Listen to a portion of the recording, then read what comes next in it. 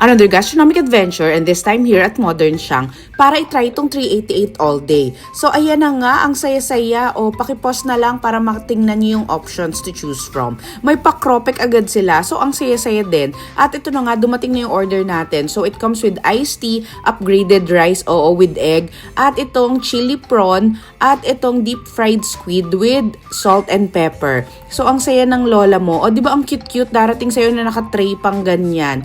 Super cute. At syempre, umorder na rin tayo ng iba pa yan. Additional chili wonton. Ito yung soup number 5. At ito, ewan ko, nakalimutan ko, Modern Siyang soup ata. Xiaolong bao.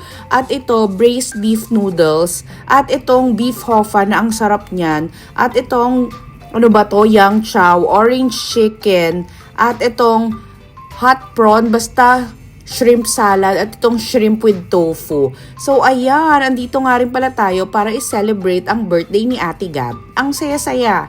So yun lang, share ko lang, try nyo na din.